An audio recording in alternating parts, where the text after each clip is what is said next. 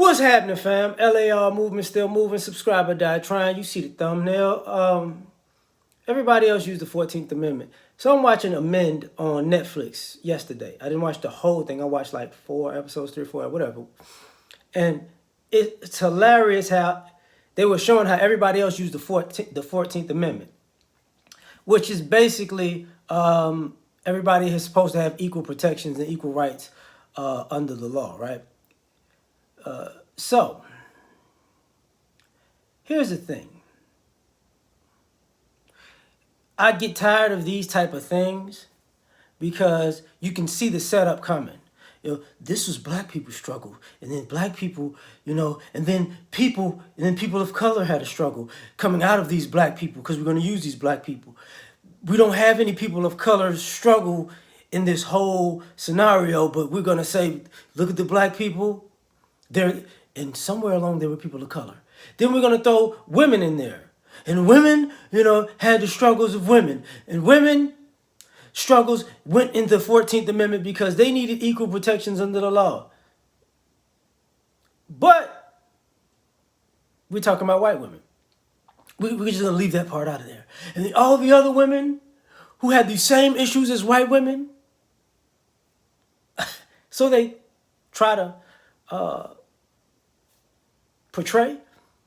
And then, of course, then it's these LGBT issues. And because of the 14th Amendment, we're all citizens. And you see, if you can be, because of black people's struggles, you can be a person of color and a woman and LGBTQ and whatever else.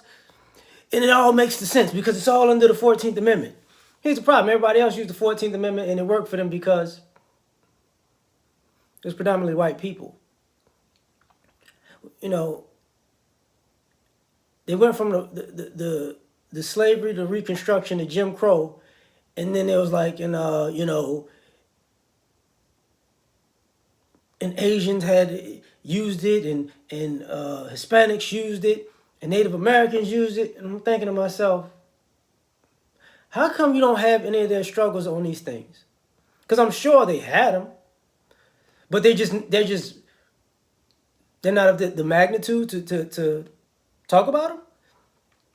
You got to use the most impactful story is what you're saying, And then most impactful, in my opinion, would be in some essences the Native American story. But the problem is the vast majority of them were dead by the time the 14th Amendment was in place. So, you can only really talk about the living. That's what we on. But what about the Hispanic struggle and the Asian struggle? How bad was that? Not so bad? Okay. Then the women.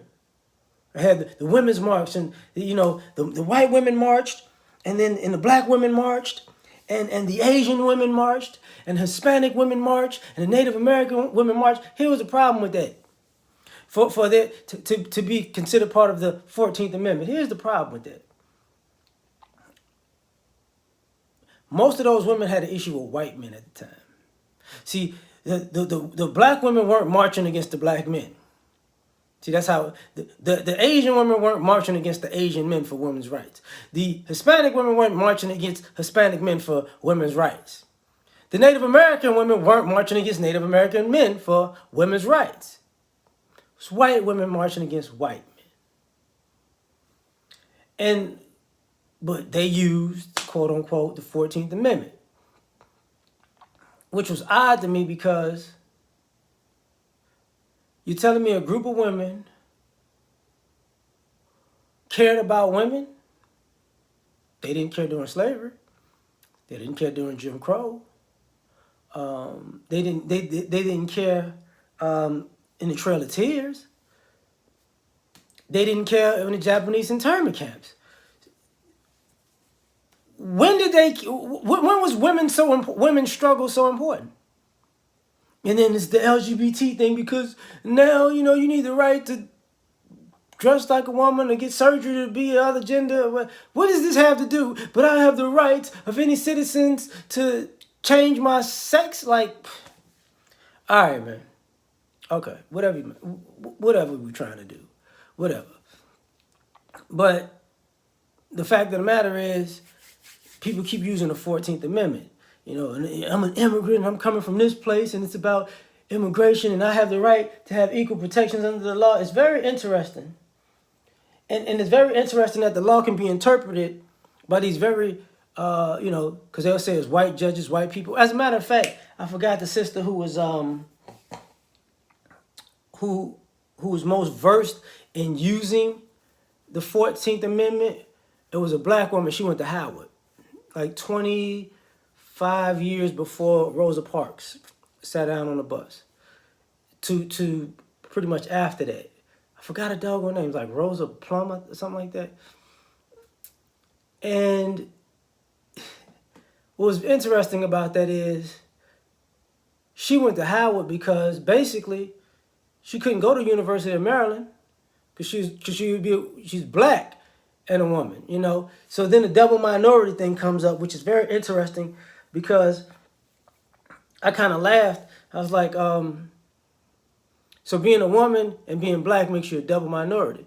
I was talking to my woman about it. I was like, this is very interesting because, you know, a black woman is a double minority while a white woman is a double majority, but they're both in affirmative action. Because I was like, women are the majority population and white women are the majority of the women. So, a majority population as far as they're in the dominant population. So, the fact that all of this 14th Amendment stuff is, to me, boils down to money and somebody positioning themselves to get money. So white men on one end position themselves to get money. White women on the other end position themselves to get money. So all of this, you know, we have issues with each other. Don't see it. But the 14th Amendment was what was used. Same thing with the immigrants and this, that, and the third. Because, you know, immigrants get money and get certain governmental benefits from being immigrants, and you know, and I'm still trying to figure out what's oppressing the gay community. I have no freaking idea, you know, but it looks to me that, you know, all these groups need to find their own, you know. They bring up Martin Luther King, they bring up Malcolm X, they bring up Frederick Douglass, they bring up Rosa Parks. But they really, you know, they bring up Harriet Tubman. Like, they bring up a lot of black people, and I'm like, where are other people for the other groups? Since this is so important, and we're all in this together, show me how intense these struggles were for these other groups. And the fact that you can't tells me a lot. You know, but I'm done. Like, share, subscribe, or die trying. Peace.